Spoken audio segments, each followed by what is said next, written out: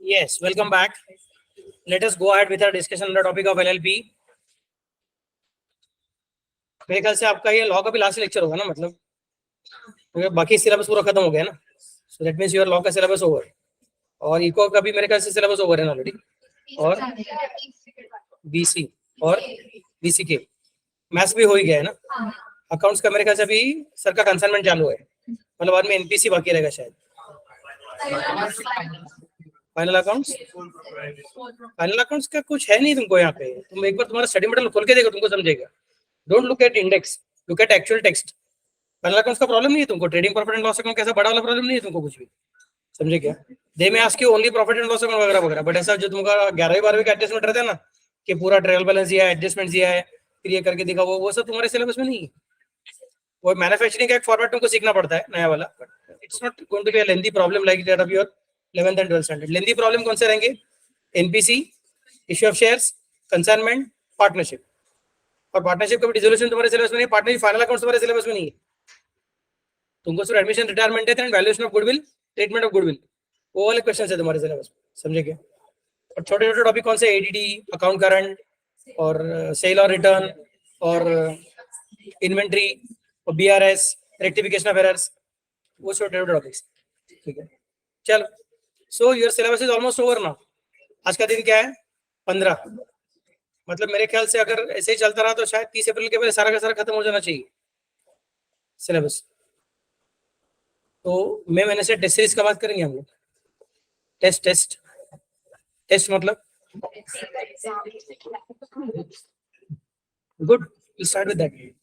कौशल sir के साथ बात करता हूँ मैं आज टेस्ट, क्योंकि मेरा अभी इंटर का टेस्ट मंडे को खत्म होगा, तो तुम्हारे टेस्ट के पीछे लगने का अभी। चलो good, will go ahead now. बड़े अच्छे बच्चे तुम लोग, फटाफट से पढ़ाई करते हो। Shall I go ahead now? Everybody with me? Registration of charges, sorry, registration of changes in partners. अब तक हम लोग क्या कर रहे थे? रजिस्ट्रेशन ऑफ एलएलपी की बात कर रहे थे। अब किसकी बात करेंगे? Registration of changes in partners की बात करेंगे। Every partner shall inform the LLP of any change in his name or address within a period of 15 days of such change. Partner का नाम चेंज हो गया, ऐसा कब हो सकता है? कभी कभार कोई पार्टनर अपना नाम चेंज करवाना चाहता है, सरनेम चेंज करना चाहता है, पुराना सरनेम है, अच्छा नहीं लगता है, लोग चिढ़ाते हैं वगैरह करके, in that case people can change their surnames. Okay, तो अगर कोई नाम चेंज हो जाता है, in that case he supposed to tell that person. Address तो चेंज होना नेचुरल बात है, बहुत सारा बार एड्रेस चेंज हो सकता है। तो then from the date on which such name और address is change, then within 15 days is supposed to communicate to whom? LLP. 15 दिन का टाइम किसको दिया है? पार्टनर को दिया। किसके लिए? उसके नाम में नहीं तो उसके एड्रेस में अगर बदलाव हो गया तो। Next, LLP where a person becomes or ceases to be a partner, file a notice with the registrar within 30 days from the date he becomes or ceases to be a partner, and where there is any change in the name or address of the partner, file a notice with the registrar within 30 days of such change. So अगर कोई partner का cessation होता है, मतलब partner retire होता है तो expire होता है, तो 30 डेज के अंदर बताने का है किसको? Register, from the date of such cessation. और अगर कोई पार्टनर का नाम और एड्रेस चेंज होता है तो in that case again 30 days from the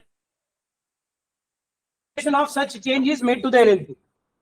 अगर आपको सबको, so by default tell me for change in the name of or address of a partner, what is the total time period? 45 days or 30 days or any other period?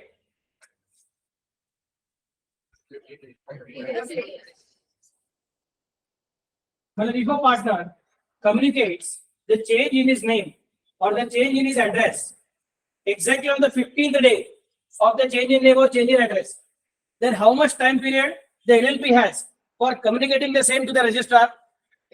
50 days. Because उन्होंने क्या बोल कर रखा है? 30 days from the date of such communication नहीं है, 30 days from the date of such change है। मैं क्या आपको सबको I'm getting the point.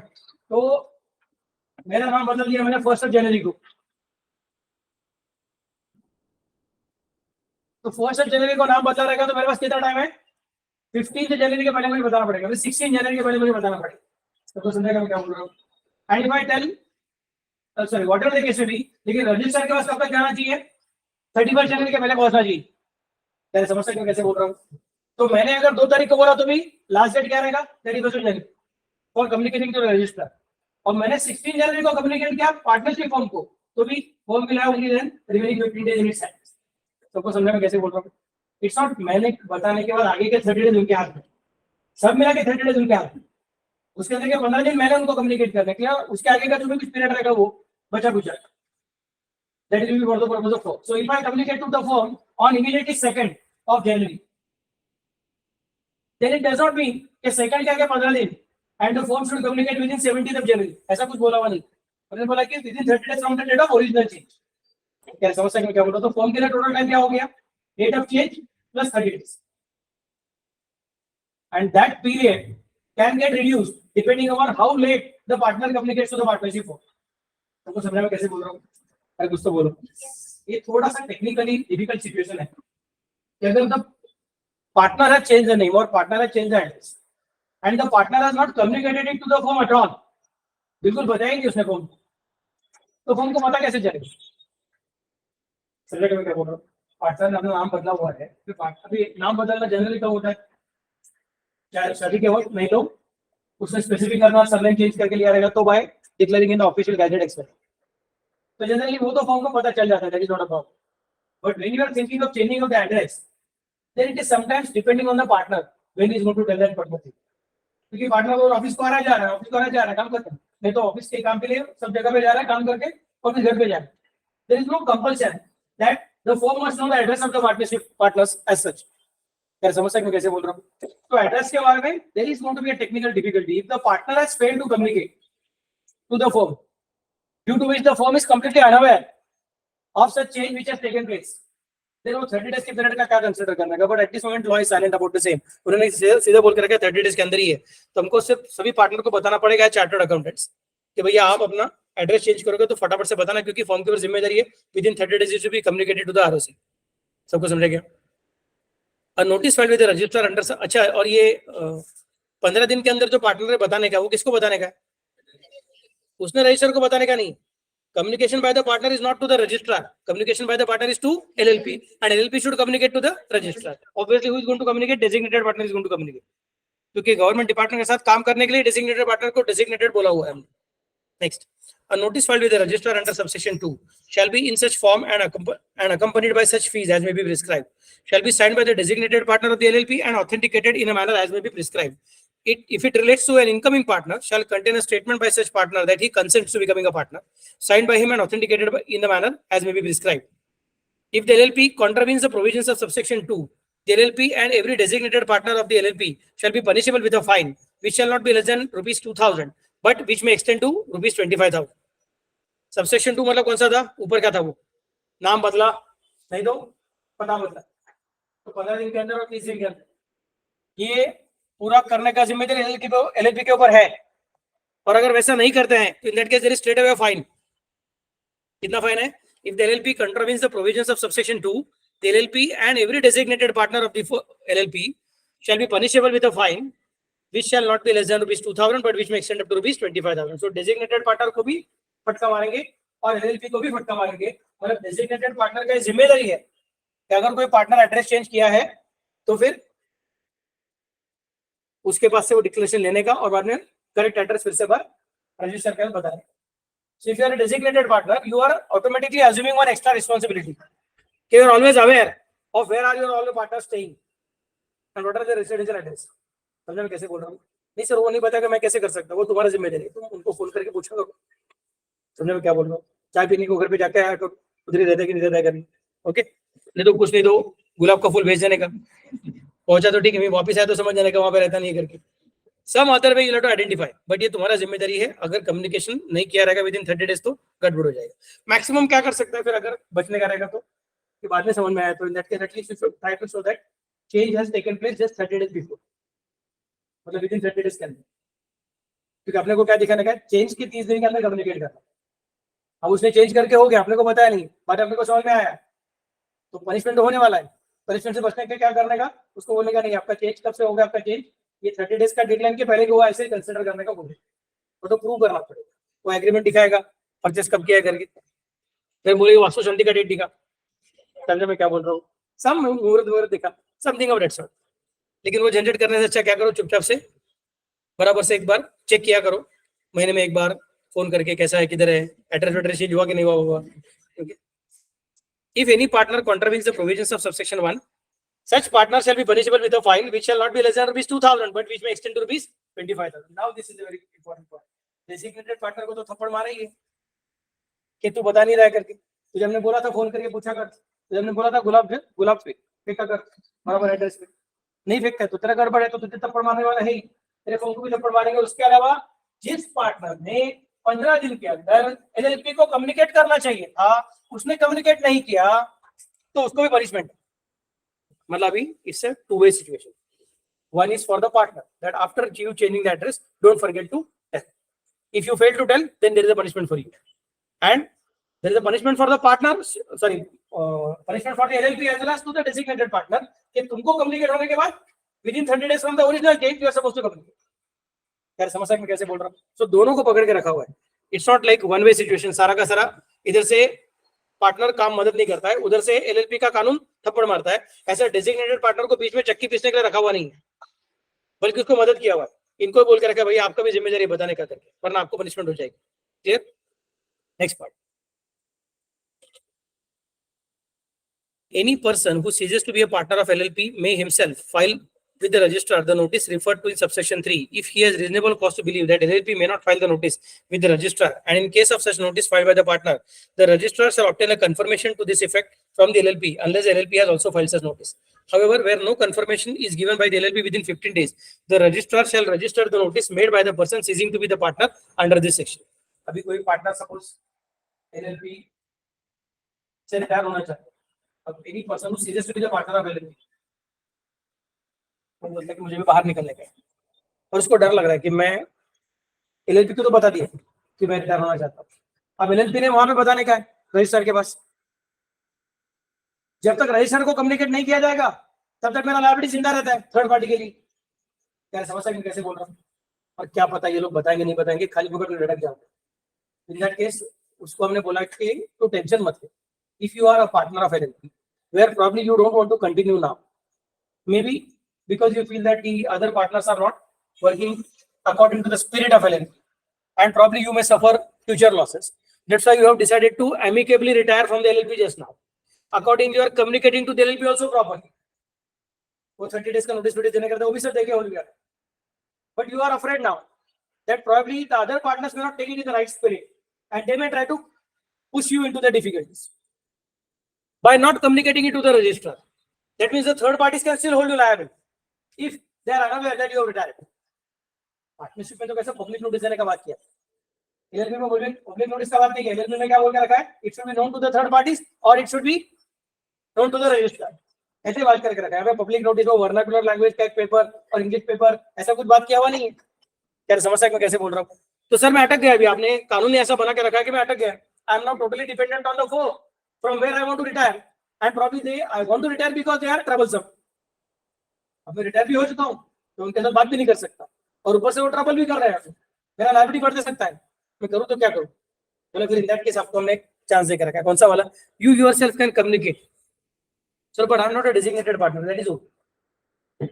If any person who ceases to be the partner of LLP may himself file with the registrar a notice referred to in subsection 3. If he has reasonable cause to believe that the LLP may not file notice with the registrar, and in case of such notice filed by the partner, the registrar shall obtain a confirmation to this effect from LLP unless the LLP also has filed notice. So, मैं partner हूँ, मैं LLP से retire होना चाहता हूँ, मैं LLP को notice दे चुका हूँ, लेकिन मुझे डर लगता है कि LLP शायद फाइल करेगा नहीं करेगा, तो मैं वहां पे सबमिट कर सकता हूँ। फिर रजिस्ट्रार का जिम्मेदारी क्या है? उसने LLP को कम्युनिकेट करना है। क्या नहीं, ये मुझे बोल रहा है कि रिटायर हो चुका है करके, सच में रिटायर हुआ कि नहीं हुआ? लेकिन एलएलपी के पास वो नोटिस ड्राफ्ट कर ही रहा था, जब ऐसा मेरे पास एक इंटीमेशन आ चुका है कि this partner has retired, I just want to confirm the same, but ये उसका कंफर्मेशन लेटर वो ड्राफ्ट करना था, तब तक एलएलपी ने भी सबमिट कर दिया। In that case he need not send the letter now because confirmation आ चुका है। समझ में कैसे बोल रहा हूँ? यहाँ पे तुम्हारा clause of does not state contract, ऐसा वो सब लॉजिक यूज मत करना। समझ में कैसे बोल रहा हूँ? अरे कुछ तो बोलो। ओके, यानी क्योंकि ये कॉन्ट्रैक्ट की बात है नहीं, ये सिर्फ इंटीमेशन की बात चालू थी। Then comes the next part. लेकिन अगर सपोज अभी उसने कंफर्मेशन का लेटर भी मांग दिया उनके पास, कि भाई आप बता दो रिटायर हुआ कि नहीं हुआ, और एलएलपी चुप बैठती है, फिर भी उसको कंफर्म ही नहीं करती है. Partner has communicated to registrar that I have retired. I have ceased to be the partner. Next, registrar has communicated to LLP.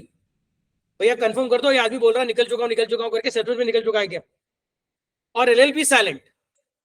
Then what will happen? However, where no confirmation is given by the LLP within 15 days, the registrar shall register the notice made by the person ceasing to be the partner under this section. तो registrar बोलेगा ठीक है, अभी LLP confirm नहीं करती तो भी इस पार्टनर ने खुद को बता दिया तो हम लोग उसको एक्सेप्ट करेंगे.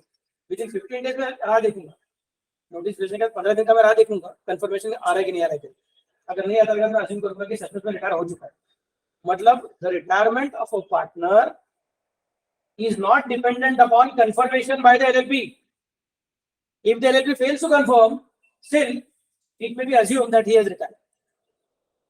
क्या समझ सकते हैं कैसे बोल रहा हूँ? मतलब जो जाना चाहता है उसको बाकी के पार्टनर जानबूझ के प्रोसीजरल डिले करके लटका नहीं सकते. क्या समझ सकते हैं कैसे बोल रहा हूँ? जो जाना चाहता है उसको जानबूझ के लटका नहीं सकते, लेकिन फिर ये डिफिकल्टी थोड़ा तो रहने वाला ही, क्योंकि तब तक उसको रिटायरमेंट करके कंसिडर नहीं किया जाएगा. मतलब तब तक के लायबिलिटीज के लिए ई में भी स्टिल लायब और इस शेयर में एलएलपी में भी स्टिल लायब. तो अगर तुमको रिटायर होने का तो याद रखना जितना हो सके उतना, जब लोग सब लोग प्यार में है तब तक रिटायर हो जाना, मतलब बाद में ज्यादा तकलीफ नहीं होनी. समझ में कैसे बोल रहा हूँ? अपना धोनी जैसा करने का, जब तक ऊपर रहेगा तब तक रिटायर हो जाने का, नीचे उतरने का रिटायर होने को जाओगे तो गड़बड़ हो जाती है. Then people just give more trouble to you.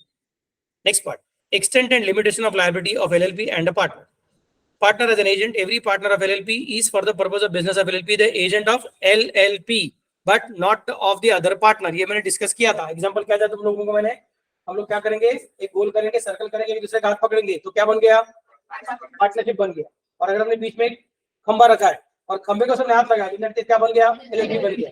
सबको समझा मैं कैसे बोल रहा हूँ? Next part, extent of the liability of LLP section 27. LLP is not bound by anything done by the partner in dealing with the person if the partner in fact has no authority to act for the LLP in doing the particular act. मतलब जैसा वहां पे implied authority को हमने exceptions किया था कि certain things are not covered under the implied authority of a partner, वैसे यहाँ पे बोल के रखा हुआ है कि जो चीज करना तुमको अलाउड है ही नहीं, वो चीज अगर तुमने किया रहेगा तो तुम उससे अपने खंबे को LLP को पकड़ नहीं सकते. Okay, next part, the person knows that he has no authority or does not know or believe him to be a partner of the LLP. LLP is not bound by anything done by a partner in dealing with a person if the partner in fact has no authority to act on for the LLP in doing a particular act, or the person knows that he has no authority or does not know or believe him to be a partner of the LLP. मतलब क्या? पहला point easy है, जिस चीज का उसको authority है नहीं वो चीज उसने करने का नहीं. दूसरा, वो थर्ड पार्टी के साथ काम कर रहा है.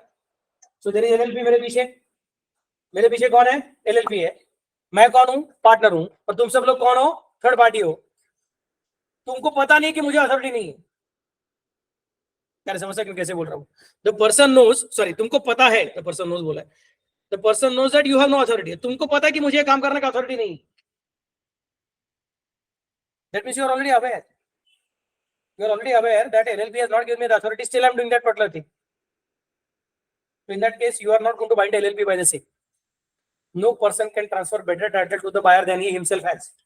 तो मेरे पास तो ताकत नहीं था, और ऊपर से लेकिन उसको हमने क्या बोल कर रखा था, if the person who is buying from such defaulty buyer or buyer with a default in his title, if the new buyer is unaware of the same, then his title gets clear.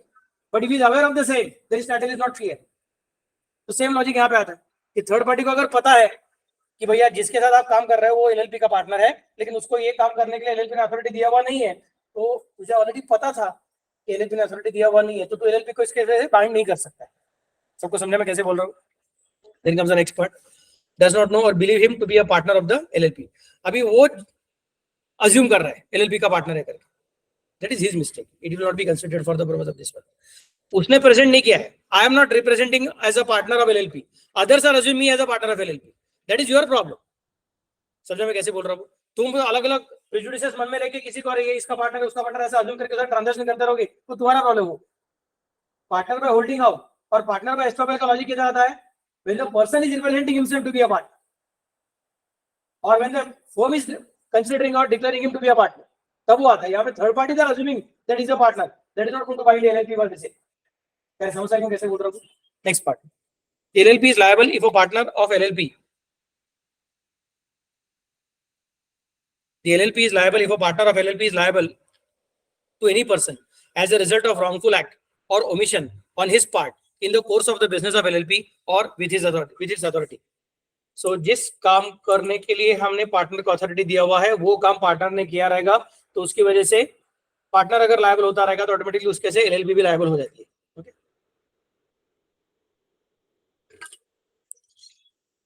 Just a minute. CA enter के बच्चों का message आ रहा है, उनका test है ना, उसको गड़बड़ हुआ लगता है. Just a minute.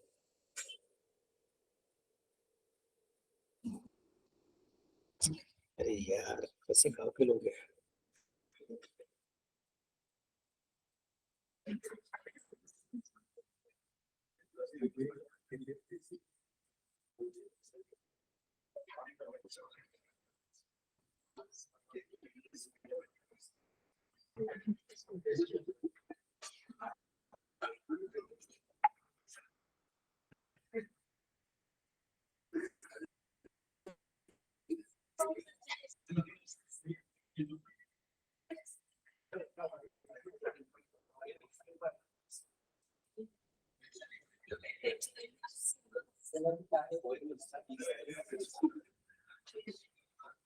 Okay. Next one is, yes, be with me. Shall I go ahead? An obligation of the LLP, whether arising in contract or otherwise, shall be solely the obligation of LLP. LLP का obligation हमेशा LLP का obligation रहेगा, partner का personal obligation बनने वाला नहीं, क्योंकि हमने ऑलरेडी बोल के रखा है उसका प्रिंसिपल कौन सा है, limited liability principle, unlimited liability principle नहीं है. Next, liabilities of the LLP shall be met out of the property of LLP. If the property of LLP is insufficient, in that case outsiders will suffer. Deficiency उनको consider करना पड़ेगा, partners won't suffer. Okay, next part, extent of liability of the partner, section 28. A partner is not personally liable directly or indirectly for an obligation referred to in subsection 3 of section 27 solely by reason of being a partner of the LLP.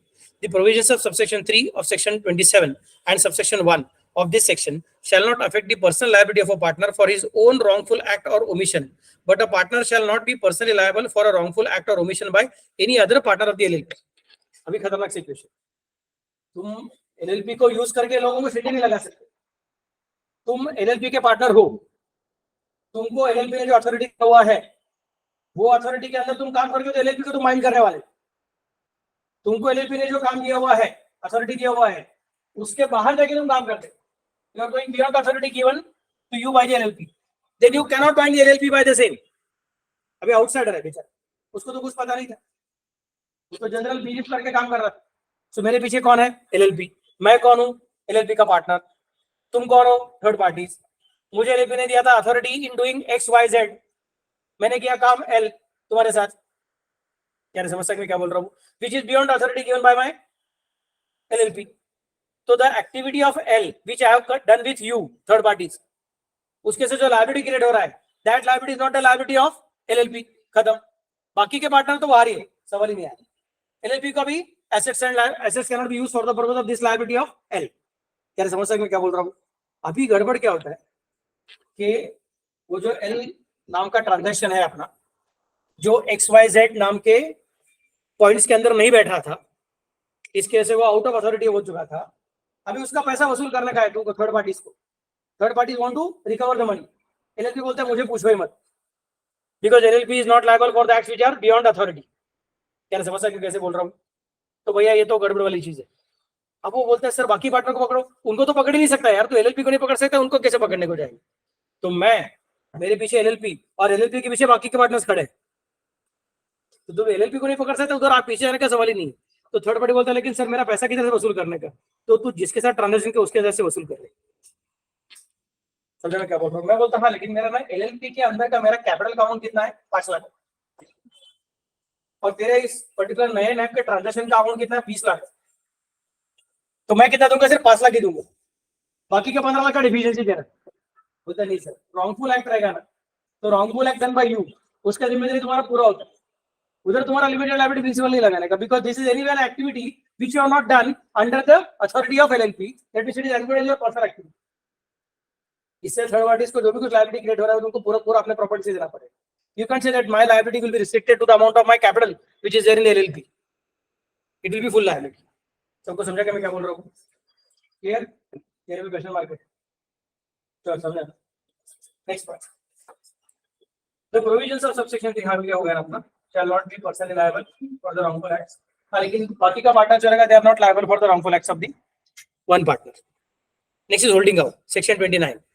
Any person who by words spoken or written or by conduct represents himself or knowingly permits himself to be represented to be a partner in LLP is liable to any person who has, on the face of such representation, given credit to the LLP, whether the person representing himself or represented to be a partner does or does not know that a representation has reached the person so giving credit. However, where any credit is received by the LLP as a result of such representation, the LLP shall, without prejudice to the liability of the person so representing himself or represented to be a partner, be liable to the extent of credit received by it or any financial benefit derived thereon. मतलब पहले क्या बोल रहे हैं? Holding out रहेगा नहीं तो stable रहेगा तो लायबिलिटी है.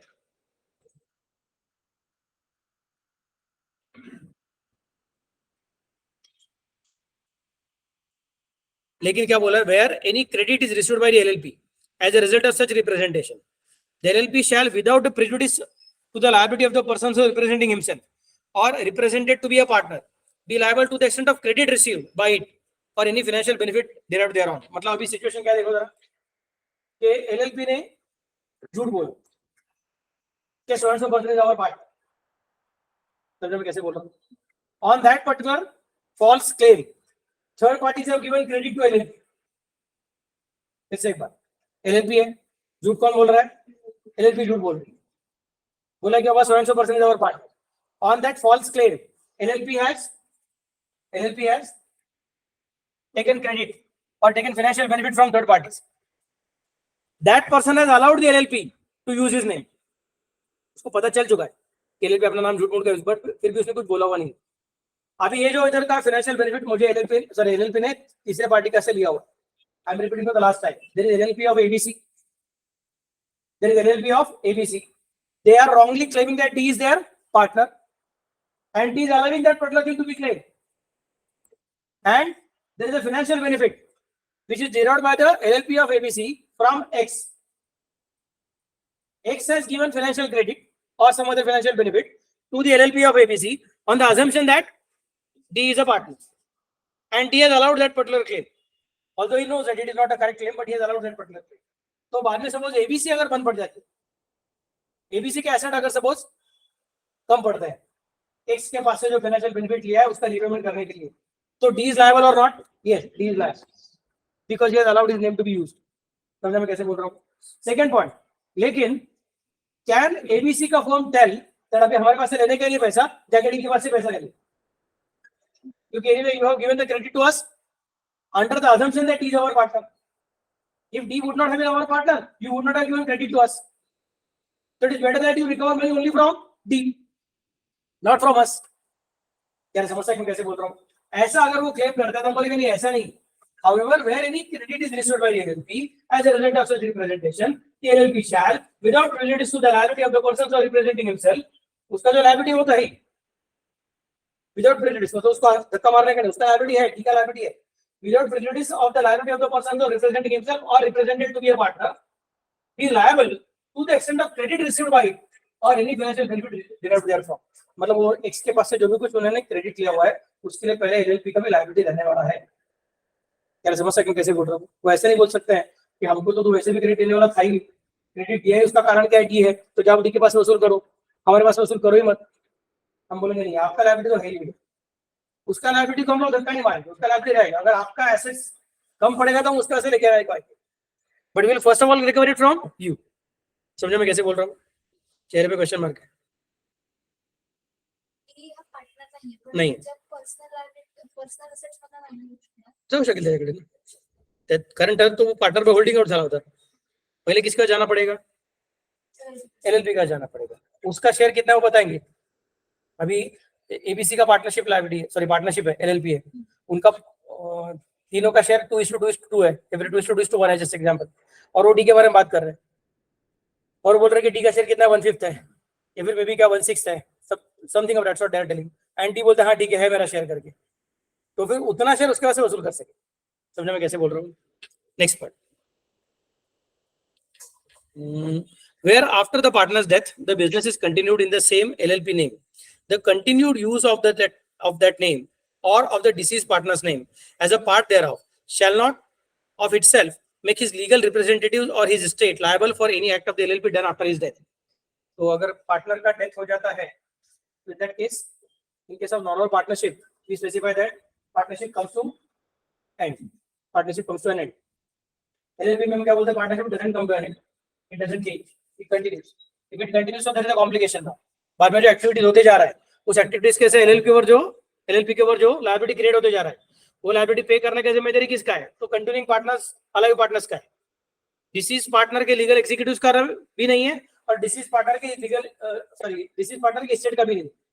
That claim can not be made against deceased partners state as well as deceased partners legal heads, they are not responsible for the same.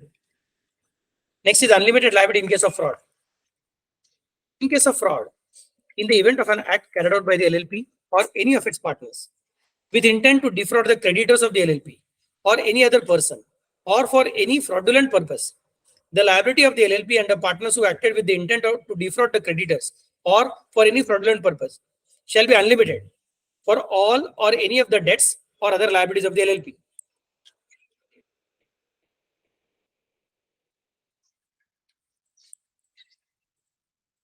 However, in case of any such act is carried out by the partner, the LLP is liable to the same extent as the partner unless it is established that LLP by that LLP that such act was without the knowledge or authority of the LLP. पहली बात क्या बोल रहा है? Fraud हो गया भैया, in the case of fraud. फिर क्या बोलता है? In the event of an act carried out by the LLP और एनी ऑफ इट्स पार्टनर। एक तो LLP ने फ्रॉड किया है, नहीं तो LLP के किसी पार्टनर ने फ्रॉड किया है, with the intent to defraud the creditors of the LLP or any other person or for any fraudulent purpose, then the liability of the LLP and the partners who acted with the intent to defraud the creditors or for any fraudulent purpose shall be unlimited. फिर LLP का liability क्या बन जाएगा? Unlimited होते जाएगा, या फिर उसके जो जिन पार्टनर ने फ्रॉड किया उनका liability भी अनलिमिटेड रहेगा for all or any debts or other liabilities of the LLP. For all or any of the debts or other liabilities of the LLP. मतलब क्या हो गया? Let us take an example. कि ABC का LLP है, ABC के LLP ने उसमें C नाम का जो पार्टनर है उसने कुछ तो फ्रॉड किया। अब उस फ्रॉड को रिपे करने के लिए क्या हो गया? पार्टनरशिप फॉर्म का मतलब LLP का जो एसेट्स है वो यूज करना चालू हो गया। LLP के एसेट्स उसके से कम होते गए। अब बाकी के लायबिलिटीज जो A&B ने क्रिएट किए थे वो विद इन द अथॉरिटी थे, वो फ्रॉडुलेंट नहीं थे, नॉर्मल थे। उनको रिपे करने का टाइम आ रहा है, बट वो रिपे करने के लिए पैसा कम पड़ रहा है। क्यों? बिकॉज सी ने जो फ्रॉड किया था उसके लिए LLP का एसेट खत्म होते जा रहा है। समझ सकते कैसे बोल रहा हूँ? तो द सिचुएशन इज दैट अभी A&B ने क्रिएट किए हुए जो नॉर्मल क्रेडिटर्स है उनको पैसा कम पड़ने वाला है, तो फ्रॉड वाले ने अपना तो नुकसान पूरा वसूल करके लिया। उसका नुकसान वसूल करवाने के लिए हमको LLP का जो कॉमन एसेट्स है वो सारा का सारा यूज करना पड़ा। उसकी वजह से जिन्होंने फ्रॉड किया नहीं है और जिनके साथ फ्रॉड हुआ नहीं है उनको थप्पड़ लगने वाला है। क्या समझ सकते कैसे बोल रहा हूँ? A&B ने तो फ्रॉड नहीं किया था और A&B के साथ जिन्होंने ट्रांजेक्शन किए थे वो थर्ड पार्टी ने कुछ गलती भी नहीं किया। गलती किया किसने? C ने। गलती क्या किसके साथ? C के थर्ड पार्टीज के साथ। सी के थर्ड पार्टीज को थप्पड़ नहीं लगना चाहिए, इसके लिए सी के थर्ड पार्टीज ने पार्टनरशिप फॉर्म के वजह से पैसा ले लिया। क्या समझ सकते कैसे बोल रहा हूँ? अब गड़बड़ किधर हो रहा है? A&B का लायबिलिटीज बन रहा है, उनके लिए एसेट्स किसका चाहिए? LLP का चाहिए। वो लायबिलिटीज कितना है? A का लायबिलिटीज 30 लाख, B का मतलब B के वजह से आने वाला लायबिलिटीज कितना? 40 लाख, 70 लाख देने का, और पार्टनरशिप फॉर्म का एसेट कितना बाकी है? 10 लाख बाकी है सिर्फ। तो हम बोलेंगे सॉरी भैया अभी हमारे पास पैसा नहीं और लिमिटेड लायबिलिटी और कुछ नहीं कर सकता, तो हम बोलेंगे in that case the liability of C will be unlimited because he has defraud. वो बोलेगा सर लेकिन मैं ये A&B के जो लायबिलिटी है उनके लिए डिफरॉड नहीं किया, मेरा डिफरॉडिंग थर्ड पार्टीज के लिए इधर का था, तो उनको तो पैसा पूरा मिल चुका है ना, तो मुझे क्यों पकड़ रहा है अभी फिर से एक बार? तो बोलते नहीं sir any of the liabilities of the form, तब तक तुम्हारा लायबिलिटी हम लोग अनलिमिटेड कंसीडर करेंगे because we accepted that for the purpose of honoring your third parties who were defrauded by one of your partners, it may so happen that the assets of the LLP may go down, which may go down to such an extent that other creditors may suffer. Other creditors should not suffer. For that purpose, now the partners will have to bring in money. बाकी लोग बोलेंगे sir हम लोग क्यों लेके आने का, हमने तो फ्रॉड किया नहीं है. तो जिसने फ्रॉड किया है उसको घर से लेके आना पड़ेगा. सबको समझा क्या हो रहा है वो? Any difficulty? अरे कुछ तो बोलो. तो ऐसा नहीं बोलने का उसने कि सर जितना मेरा फ्रॉड है उसके लायबिलिटी के लिए मैं लेके आना चाहिए था. उसके लायबिलिटी थे तो फर्म के पास पैसा था तो फर्म ने दे दिया, अभी मुझे क्यों बोल रहे हैं? That is not the case. You will have to bring in the money. Okay.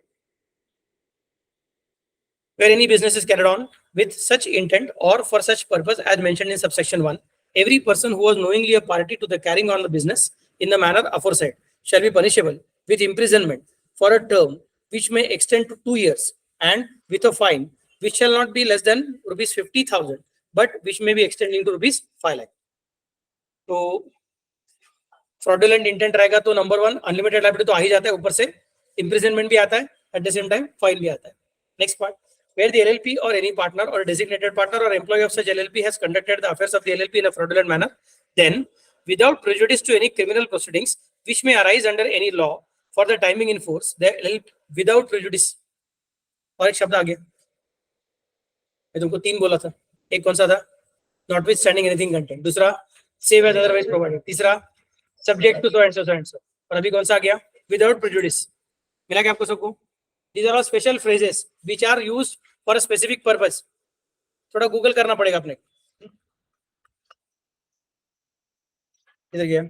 Then without prejudice to any criminal proceedings which may arise under any law for the timing in force, the LLP and any such partner or designated partner or employee shall be liable to pay compensation to any person who has suffered any loss or damage by reason of such conduct. However, such LLP shall not be liable if any such partner or designated partner or employee has acted fraudulently without the knowledge of LLP. LLP को बिना बताए अगर suppose fraud किया गया रहेगा तो in that case LLP का जिम्मेदारी नहीं है, लेकिन LLP को भी मालूम था और पार्टनर को भी मालूम था, तो इन दैट केस दोनों का जिम्मेदारी है. नेक्स्ट पार्ट वो क्या बोलते हैं? सर 2 अलग अलग प्रॉब्लम्स आ गए. नंबर 1, जो फ्रॉड किया है उसकी वजह से इंडियन कॉन्ट्रैक्ट एक्ट में भी फाइन लगा हुआ है. नहीं तो जो फ्रॉड किया है उसकी वजह से आईपीसी में भी फाइन लगा हुआ है. आईपीसी मतलब क्या? तो वहां पे भी फाइन लगा, नहीं तो वहां पे भी इम्प्रिजनमेंट में आ चुका है. सर अभी वहां पे फाइन भर दिया तो यहाँ पे फाइन मत बोलो ना. बोलते ऐसा नहीं है. Without prejudice to any criminal proceedings. समझ सके मैं क्या मतलब है? Without prejudice to any criminal proceeding मतलब वहां पे जो चल रहा है वो अलग है और यहाँ पे जो चल रहा है वो अलग. वो भी चलता रहेगा और ये भी चलता रहेगा. वो किया इसके लिए यहाँ से छूट मिलेगा ऐसा नहीं है. Is it clear all of you? सिर्फ एक ही बार एलएलपी को छूट मिल सकता है if it can be proved that LLP was innocent and the fraud was perpetrated by the partner on his own. समझो मैं कैसे बोल रहा हूं? LLP was completely in dark that the fraud is conducted by the partner. In that case LLP में be saved, otherwise जिम्मेदारी तो पूरा पूरा बनता है. Next part. विसल ब्लोइंग मतलब क्या? सीटी बजाओ. द कोर्ट और ट्रिब्यूनल में रिड्यूस. किसी को मालूम है कि विसल ब्लोअर सबसे फेमस कौन सा विसल ब्लोअर है करके? Anybody knows? Yes, Edward Snowden. मालूम है किसी को एडवर्ड स्नोडेन क्या है? स्नोडेन का पिक्चर भी है ना नेटफ्लिक्स पे, क्या अमेज़न पे किया तो पिक्चर भी उसका. आज का होमवर्क पिक्चर देखो स्नोडेन करके, अच्छा वाला पिक्चर है. Snowden, SNOWDEN, Snowden. What is the meaning of whistleblower? A person who is having access to an information within the organization because of his position and is also aware that the actions of the organization are not in the best interest of the society, and he knows that unless it is being brought to the notice of the lawmakers or maybe the executives, probably the situation may be pushed under the carpet by causing more trouble to the society, then he may directly communicate to the officers of law that a particular mistake is being done or particular fraud is being done without revealing his name. वर्गामध्ये आता सहसा होत नाही कारण की मी तर projector वापरत असतो. पण समजा मी दिसायला जास्त यंग असतो आणि मी समजा ब्लॅकबोर्ड कडे बघून लिहित असतो आणि समजा लाईट गेली असती आणि समजा क्लासमध्ये इन्व्हर्टर नसता, तर तुम्ही काय केलं असतं? कोणीतरी शिट्टी मारली असती, कोणीतरी हुटिंग केलं असतं, कोणीतरी दाखवलं असतं, बरोबर की नाही? मैं पीछे मुड़ के देखूंगा कौन आवाज कर रहा है, दिखता नहीं किसने आवाज किया, आवाज तो आया लेकिन दिखता नहीं। विसल ब्लोइंग का स्पेशलिटी क्या है कि दिखता नहीं किसने किया है। Whistle blower means he is trying to remain unnamed, जैसे मैं कैसे बोल रहा हूँ, but he is trying to bring to the notice of the law officers or legal officers about a particular thing being done in a wrong manner. तो बोलते हैं the court or tribunal may reduce or waive any penalty leviable and against any partner or the employee of an LLP if it is satisfied that such partner or employee of the LLP has provided useful information during investigation of such LLP. तो fraud कर रहे हैं, ये fraud करते जाएंगे और बाद में पकड़े जाएंगे तो बाद में मैं डेजिग्नेटेड पार्टनर हूँ, मुझे तकलीफ होने वाला है। तो मैं कैसे बोल रहा हूँ, तो मैं क्या करूंगा, विसल ब्लोइंग कर दूंगा।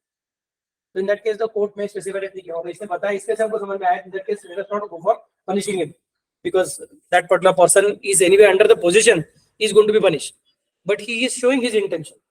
तो उसको fraud करना तो है नहीं, so in that case, we are going to give him concession.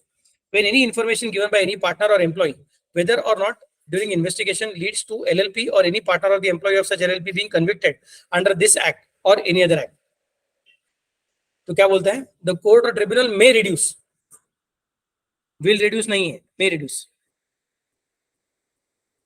or waive the penalty leviable against the partner or the employee if it is satisfied that such partner has provided useful information during investigation or when any information given by any partner or employee leads to the LLP or any partner of the employee of such LLP being convicted under this act or any other act. तो अगर suppose उसको लेकिन वैसे भी penalty है ही नहीं, उसको reward मिलने वाला है नहीं, सर मैंने विसल ब्लोइंग किया, मुझे सीटी बजाने का पैसा दो, नहीं मिलेगा, देयर इज नो रिवॉर्ड। हाँ, पेनल्टी हम वेव ऑफ कर सकते हैं और आपका इम्प्रिजनमेंट शायद हम लोग वेव ऑफ कर सकते हैं अगर वो बनता रहेगा तो। No partner or employee of the LLP may be discharged, demoted, suspended, threatened, harassed, or in any other manner discriminated against the terms and conditions of the LLP or employment merely because of his providing information or causing information to be provided pursuant to subsection 1. तो किसी partner ने whistle blowing किया रहेगा तो उसके बाद में बाकी के पार्टनर ने उसको हरेसमेंट नहीं करना चाहिए, सस्पेंड नहीं करना चाहिए, निकालना नहीं चाहिए। नहीं तो लोगों को फिर सर मैं विसल ब्लोइंग करूंगा धीरे से मेरा पेनल्टी से वेव हो जाएगा, बट बाद में वो पार्टनर के साथ मुझे रहना ही पड़ रहा वाला ना, तो मुझे तकलीफ देंगे, तो बोलेंगे नहीं आपको सस्पेंड नहीं कर सकते, आपको कंपलसरी निकाल नहीं सकते हैं, आपको हरास नहीं कर सकते, अगर हरास करेंगे तो you can again file a court case for the same. समझ में कैसे बोल रहा हूँ, but generally it is not going to happen. Whistle blowing करने का तो फॉर्म डिसॉल्व होने वाली है जनरली, समझेंगे, it's very difficult to continue. If it's a big firm, then it may continue by removing that particular partner who has caused fraud and by allowing the whistleblowing partner to be maybe promoted or something of that sort. But generally, छोटा form रहेगा तो whistleblowing के बाद में तो उसका पूरा image ही tarnish हो जाता है, तो खड्डे में जाने वाला है। Next part, financial disclosure, maintenance of books of account and other records and audit, section 34। अगर याद रहेगा तो एक आनंद मोरे नाम का प्रोफेसर था, उसी क्लास में आपको सिखाता था इंडियन पार्टनरशिप एक्ट। उसने किधर नहीं बोला आपको कि कौन सा बुक्स ऑफ अकाउंट मेंटेन करने का, उसका ऑडिट करना कंपलसरी है कि नहीं करके, because Indian partnership act was just an administrative act. It was accepting this fact that तुम्हारा खुद का तुम्हारा एग्रीमेंट है, उसको थोड़ा फॉर्मलाइज करने के लिए हम लोग विटनेस है, बाकी कुछ नहीं। यहाँ पे क्या है, number one we are witness but at the same time it is a legal entity having perpetual succession, तो now it is going to be more near to company also. तो in case of accounts, in case of audit, जो partnership में हमारा कुछ compulsion नहीं है, तो यहाँ पे नहीं है, यहाँ पे हम लोग थोड़ा कुछ कंपल्सन करने वाले हैं, because we are going to give you that legal status extra वाला, we are going to give you perpetual succession also. तो अभी पार्टनरशिप से कुछ कुछ चीजें छोड़नी पड़ेगी और कंपनी की कुछ कुछ चीजें लेनी पड़ेगी, तो ये अकाउंट्स एंड ऑडिट यहाँ पे कंपल्सरी है। Also, proper books of accounts, LLP shall maintain such proper books of account as may be prescribed relating to its affairs for each year of its existence on cash basis or on accrual basis। बाबा लोग baby लोग, issue of shares का topic में मेरे ख्याल से मैंने आपको सिखाया था कि कंपनी को अकाउंट्स मेंटेन करने का तो कौन सा सिस्टम फॉलो करना पड़ता है, अक्रूवल सिस्टम। यहाँ पे कौन सा फॉलो करने का है, आइदर कैश और accrual, whatever they think fit. Next, according to double entry system of accounting, मतलब वो पर्दा सिस्टम हमारा कुछ यूज करने का नहीं है। Next, shall maintain the same at its registered office for such period as may be prescribe. तो सर इस साल का 31 मार्च, अभी कौन सा महीना चलेगा, अप्रैल चालू, तारीख क्या है 15 अप्रैल, तो क्या करता हूँ मैं 31 मार्च तक मेरा बुक्स ऑफ अकाउंट से वो सब बुद्धि में डाल देता हूँ, हो गया ना सर, 31 मार्च तक मेंटेन किया। समझो मैं क्या बोलता हूँ, बोलते ऐसा नहीं, आपको मेंटेन करना पड़ेगा। कब तक, जब तक हम बोलेंगे तब तक, शायद वो 8 साल रह सकता है, तो to keep those particular things for next 8 years। समझ मैं कैसे बोल रहा हूँ, ओके।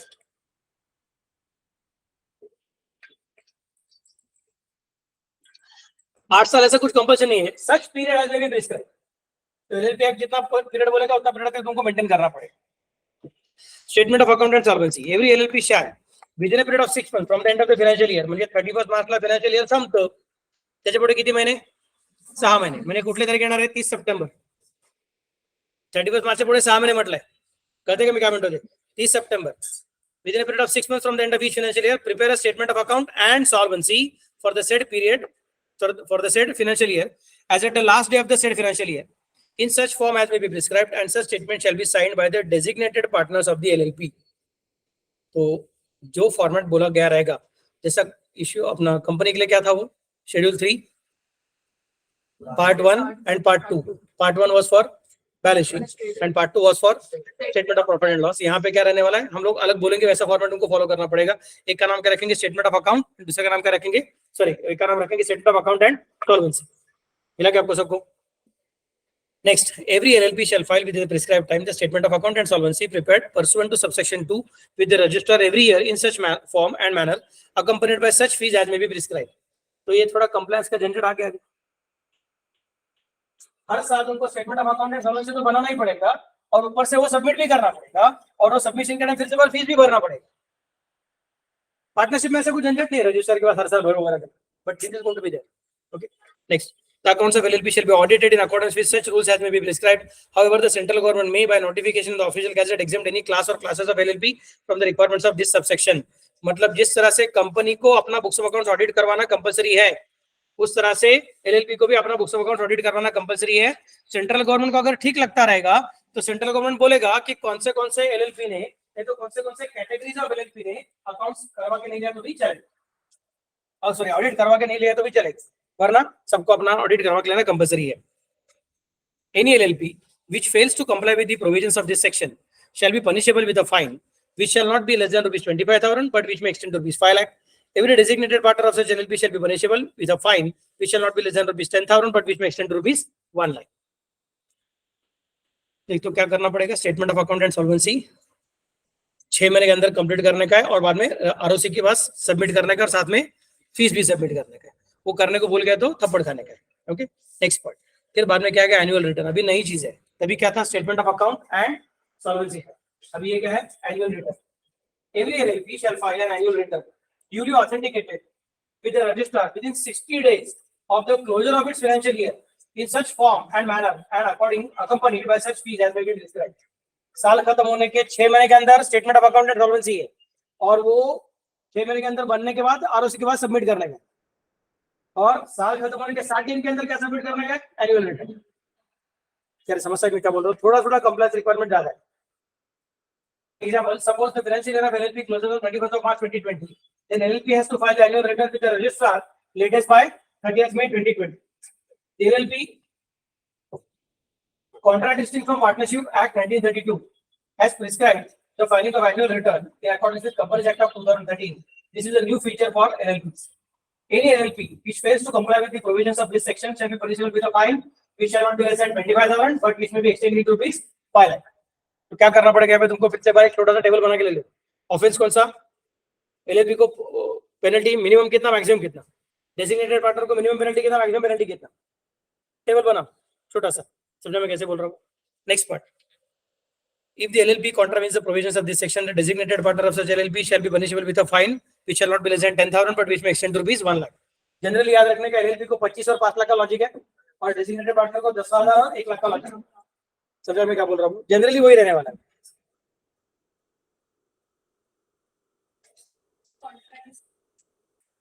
सॉरी, कुठे आलं ते? The LLP contradistinct. Distinct म्हणजे काय?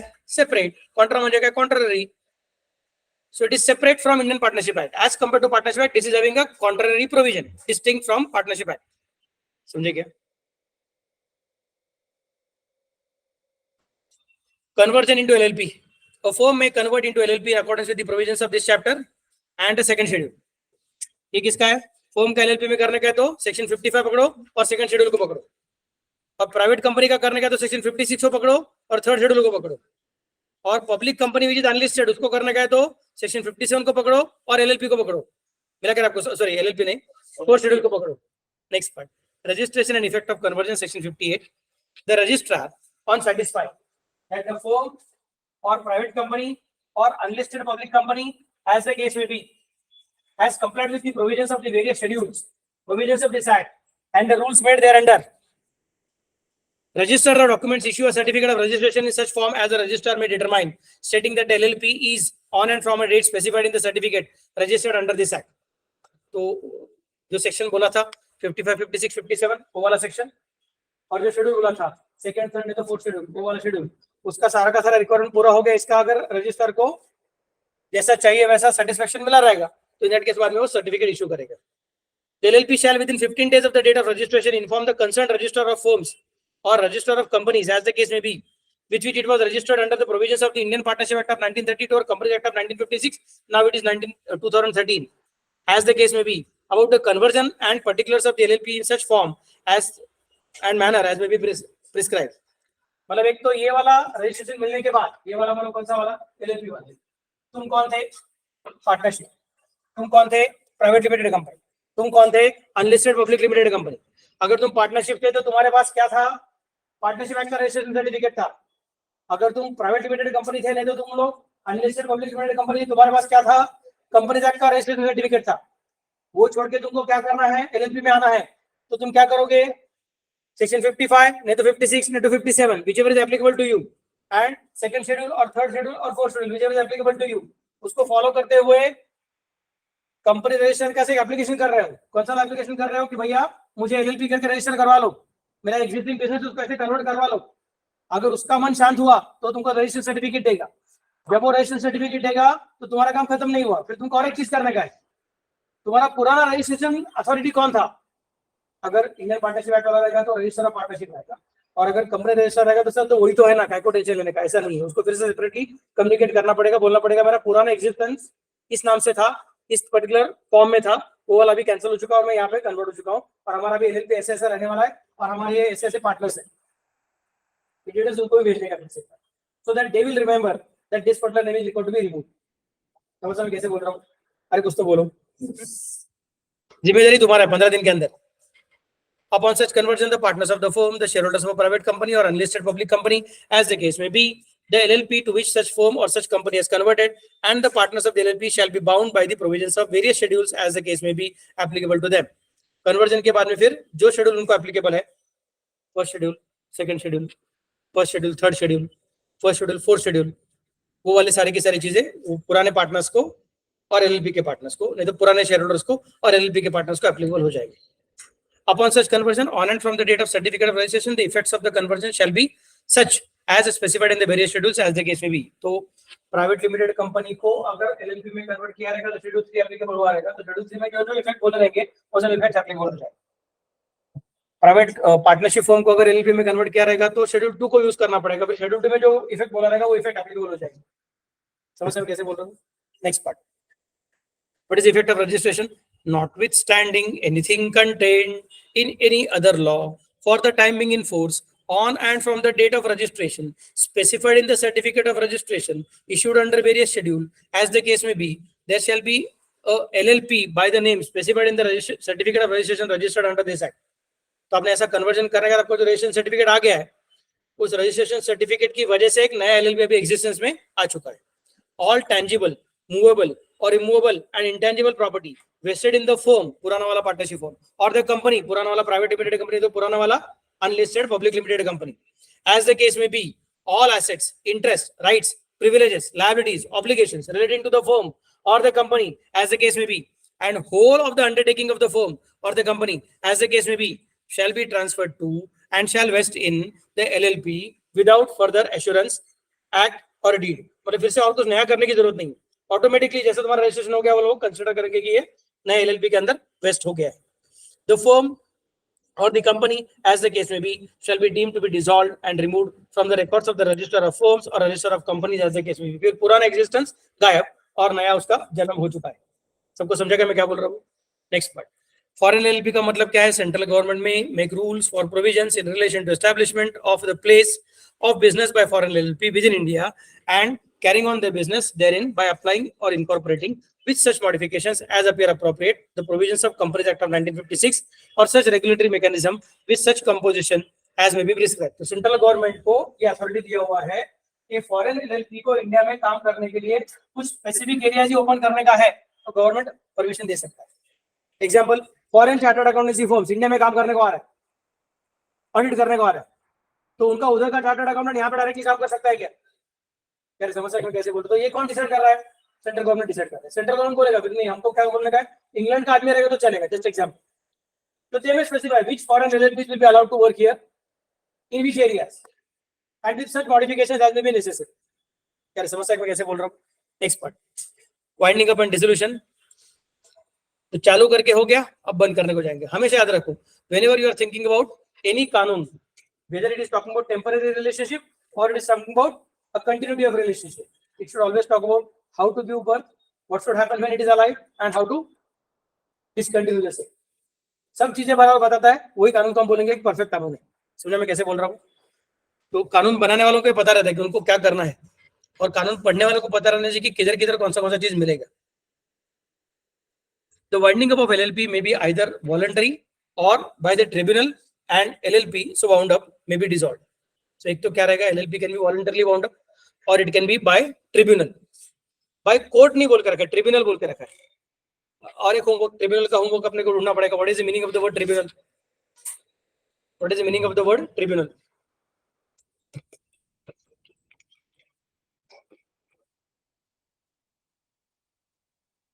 एक्चुअली स्पीकिंग उसके नाम में ही बहुत सारा चीज छुपा हुआ है.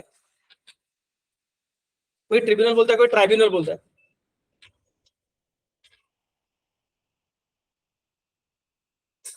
TRI ये जो शब्द है, ये जो पार्ट है, उसके से शायद कुछ तो हिंट मिलता है.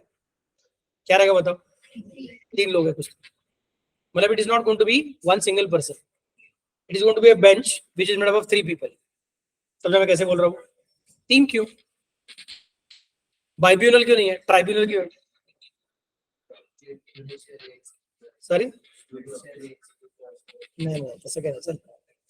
Yes, second last bench. Yes, sometimes it may so happen that the opinion may be different of the people who are in the bench. फिर अगर 2 लोग रहेंगे तो क्या होगा? एक इधर रहेगा तो डिसीजन नहीं होगा ना. 4 रहेंगे तो क्या होगा? 2 इधर 2 भी हो सकता है इधर. तो then you are at a stalemate. उसमें से बाहर निकलने के लिए क्या चाहिए? फिर अपने को ऑड नंबर चाहिए. क्या समझ सकते हैं क्या बोला? फिर इधर 2 इधर 1 ऐसे ही होगा ना. नहीं तो इधर 2 इधर 1. Are you getting the point? अरे कुछ तो बोलो. तो इसके लिए हम लोग को ट्राइब्यूनल कंसीडर करते हैं. Anyway, shall I go ahead now? Circumstances in which LLP may be wound up by the tribunal, section 64. LLP may be wound up by the tribunal if the LLP decides that LLP be wound up by the tribunal. मतलब LLP ने खुद ने बोला कि बाबा tribunal हमको बंद करवा दो, तो ट्रिब्यूनल बोलेगा अच्छा तूने बोला तो मैं तुझे बंद करवा देता हूँ.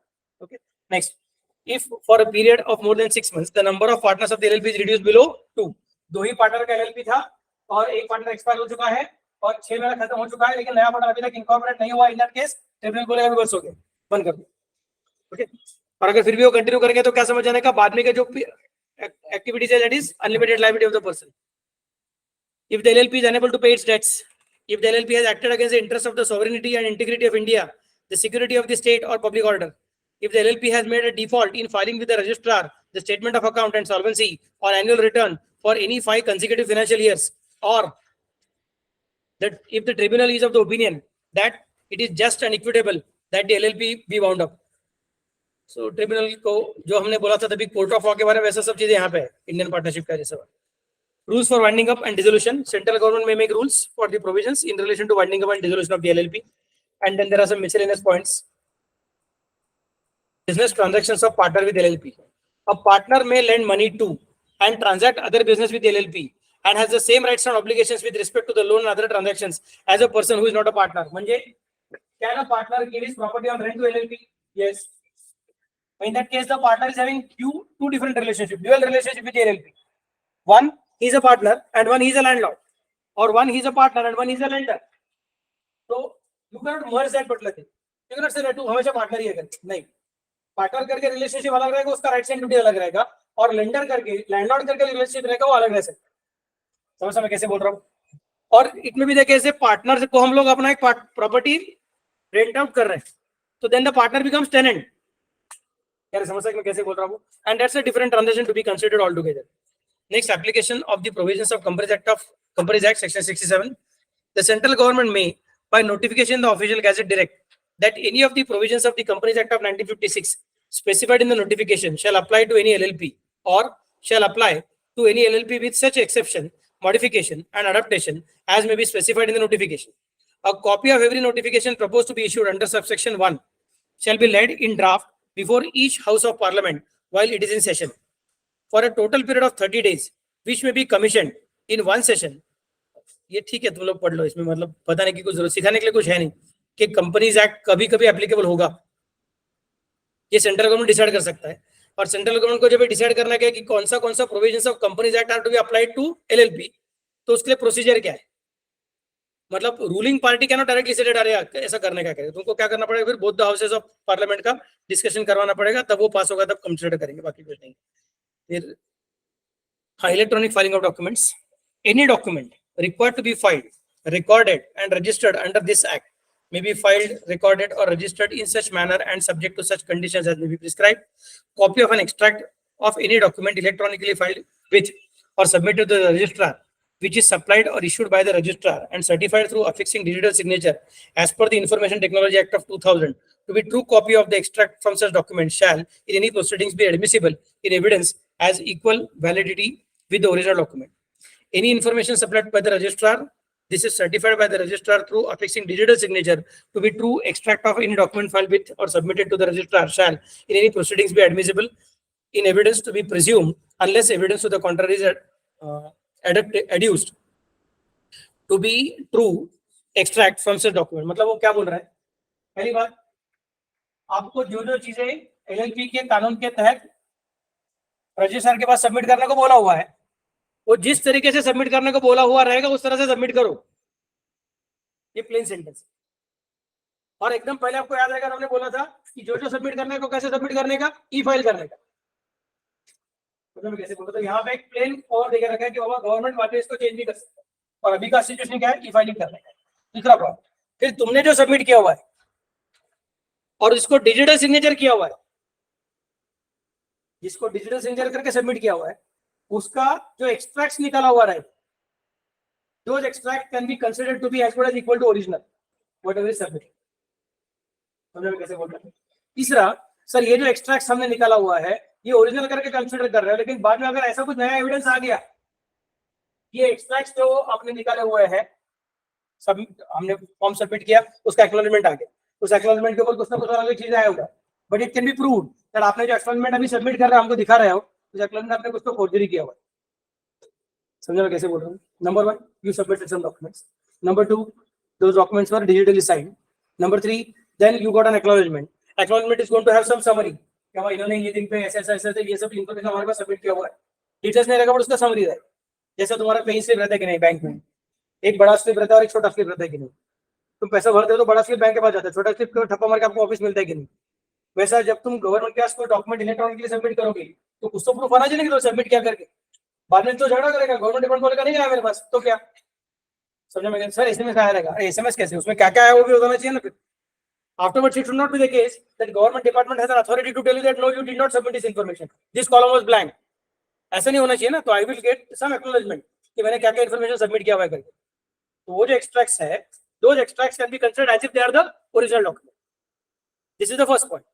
But second point, अभी ये एक्सट्रैक्ट तुमने जो निकाला हुआ है, हम तो कंप्यूटर वाले जग में जीते हैं, या फिर तो किसी भी चीज का फोर्जरी हो सकता है. समझ में कैसे बोल रहा हूँ.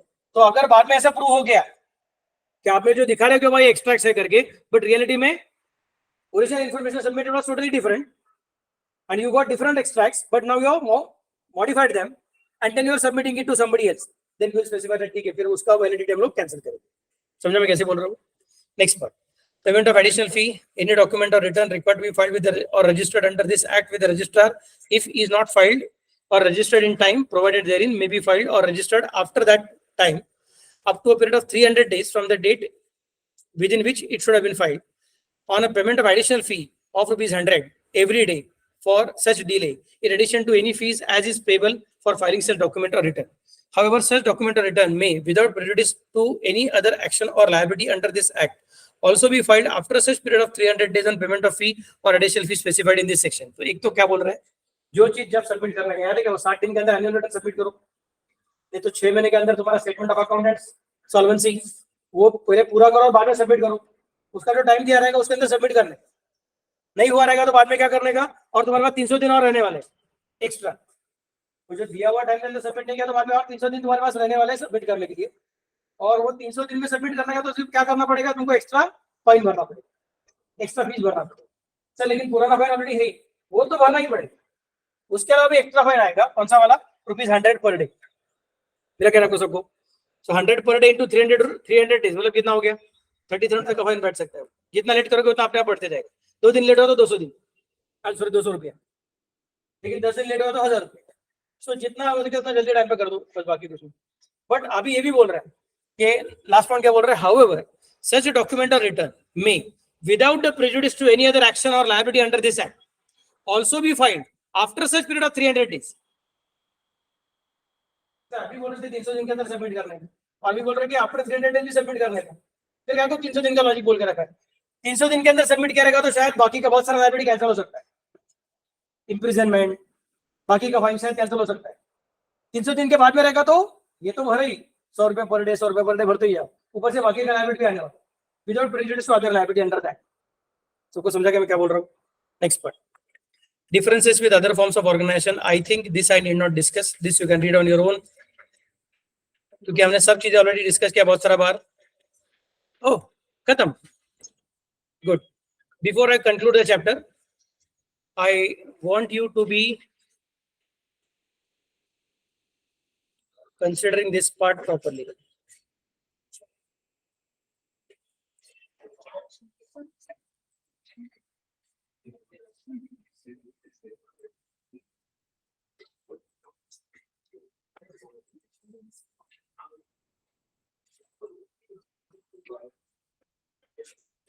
ये 15 पेज का आपको दिया हुआ है, किधर मालूम है क्या, ICAI का बॉस में जाने का। बॉस मतलब क्या रे, बोर्ड ऑफ स्टडीज।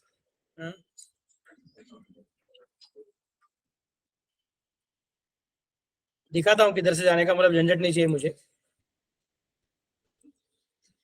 ये ICAI का अपना साइट है, स्टूडेंट सेक्शन में गया मैं, बॉस में चला गया, फिर बोला click here to visit BOS knowledge portal, उधर जाने का नीचे गया, उधर रिवीजन टेस्ट पेपर के नीचे देखो क्या है, अमेंडमेंट्स एंड डेवलपमेंट्स मिला क्या आपको सबको। इधर जाओगे तो बोलेगा फाउंडेशन इंटरमीडिएट फाइनल, आप क्या कर रहे हो, हाँ चलो वेरी गुड, फाउंडेशन में जाने का। फिर यहाँ पे अपने को 2 अलग अलग चीजें हैं, कौन सा, business laws and business correspondence reporting May 23 examination. आपका कभी एग्जामिनेशन, तो नीचे वाला मत देखो, समझा मैं कैसे बोल रहा हूँ। नीचे वाला किसके लिए है, November 22 के लिए, ये आपके लिए नहीं है, आपको ऊपर वाला देखने का है। वो करोगे तो ये वाला पेज खुल जाएगा, amendments for paper 2A business laws and foundation May 2023 examination. इसमें उन्होंने अलग अलग चीज बोल कर कहा, चैप्टर 4 LLP, पुराना प्रोविजन कौन सा था, नया प्रोविजन कौन सा है, मिला कर आपको सबको। अरे कुछ तो बोलो, जहां जहां पे 1956 से वहां पे क्या यूज करने का है, 2013 यूज करने का है, कंपनीज एक्ट के जगह पे। क्लियर में कैसे बोल रहा हूँ। और बॉडी कॉर्पोरेट का डेफिनेशन उन्होंने चेंज करके दिया हुआ है। तो क्या करने का, छोटा सा पॉइंट, ये एक तो प्रिंट आउट निकालने का, नहीं तो तुम्हारे नजरों के सामने ओपन करके रखने का, फिर तुम्हारा प्रिंटेड स्टडी मटेरियल तुम्हारे हाथ में है, वो हाथ में लेने का, वो जो बोल रहे हैं अलग अलग जगह पे जाने का, वहां पे नया नया चीज लिख के रखने का। समझा मैं कैसे बोल रहा हूँ।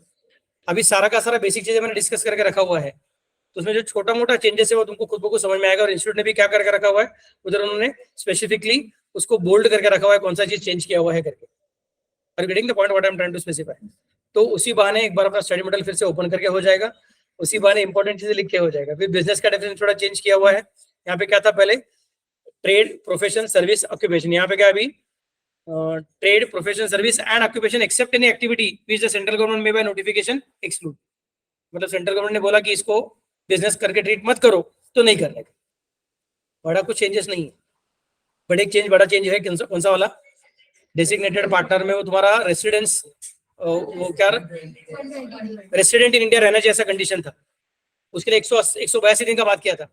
तभी मैं तुमको बोला था अगर याद रहेगा तो, कि इनकम टैक्स एक्ट में भी बहुत सारे चेंजेस है, वो 150 120 का भी लॉजिक चालू हो गया करके, तो वो लॉजिक यहाँ पे वो लोग क्या आ गए। Okay, then they have introduced that particular thing कि कितना डेज, 182 डेज था पहले, अभी कितना है 120 डेज। नहीं सर सिर्फ 20 डेज बोला, अरे गांव के लोग ऊपर भी है ना, 100 भी है, जो चेंज हुआ उसको उन्होंने बोल्ड किया हुआ है, समझे क्या। 82 को चेंज करके 20 किया हुआ है, 100 को चेंज किया इसलिए 100 वैसे ही रखा हुआ है, बाकी तो ठीक ठाक है। अभी सर ये पूरा पूरा लिखोगे नहीं, जितना चेंज किया उतना ही है, जो बोल्ड किया ना इंस्टीट्यूट ने वही चेंज है। समझा कि मैं क्या बोल रहा हूँ? नहीं तो खाली होकर टेंशन लेके बैठोगे क्या क्या करके।